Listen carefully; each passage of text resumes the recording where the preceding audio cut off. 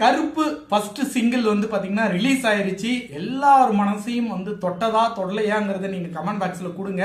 But கருப்பு single வந்து பாத்தீங்கன்னா எதிர்பார்ப்பை பூர்த்தி பண்ணுச்சா இல்லையா அப்படின்னு பாத்தீங்கன்னா கண்டிப்பாக எதிர்பார்ப்பை பூர்த்தி பண்ணிருக்கு அப்படின்னு தான் சொல்லணும். ஏன்னா இந்த கருப்பு படம் வந்து பாத்தீங்க அப்படின்னா ஒரு சாமானிய ஒரு இளைஞன் வந்து பாத்தீங்க அப்படின்னா சாமி பக்தி உள்ள இளைஞன், இதற்கு நடுவுல கோர்ட்டுக்குள்ள நடக்கக்கூடிய ஒரு சாமானிய கதையான ஒரு கதை தான் வந்து இந்த கதை. ரொம்ப பிரம்மாண்டமான கதையெல்லாம் ஒண்ணுமே இல்லை. இதை வந்து ஆர்ஜே பாலாஜி வந்து ரொம்ப வருஷமா இதை மைண்டுக்குள்ள வச்சுட்டு இருந்து இந்த கதையை பல பேர்கிட்ட சொல்லியிருக்காரு. இதை வந்து சூர்யா அவர்கள் வந்து இது கரெக்டா வரும் அப்படின்னு நம்பி இந்த படத்துல வந்து பண்ணியிருக்காரு. கண்டிப்பாக சூர்யாவுக்கு மிகப்பெரிய ஒரு வெற்றி படமாக இந்த கருப்பு அமையும், இதுல மாற்று கருத்தே இல்லை.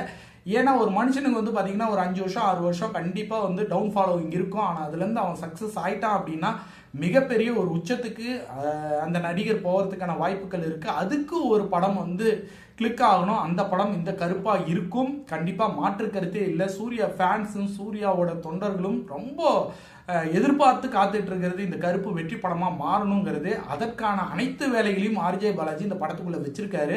ஆர்ஜே பாலாஜி ஒரு பக்கம் வந்து சூர்யாவை எதிர்த்து வில்லனாக வந்து அவர் பண்ணியிருக்காரு. அது எப்படி இருக்கும், அந்த காம்போ வந்து நம்மளை வந்து ரசிக்கும்படியா இருக்குமா அப்படின்னு பாத்தீங்கன்னா கண்டிப்பா ரசிக்கும்படியா இருக்கிற மாதிரி தான் ஸ்கிரீன் பிளே வந்து ஆர்ஜே பாலாஜி பண்ணியிருப்பாரு. ஏன்னா ஆர்ஜே பாலாஜியும் பாத்தீங்கன்னா இதற்கு மேல இன்னொரு பெரிய ஹீரோ வச்சு படம் பண்ணோம் அப்படின்னா இந்த படம் அவருக்கு ஒரு மிகப்பெரிய வெற்றி படமா அமைஞ்சாதான் அவரு இதுக்கு மேல ஒரு பெரிய மாஸ் ஹீரோ வச்சு படம் பண்ண முடியும்.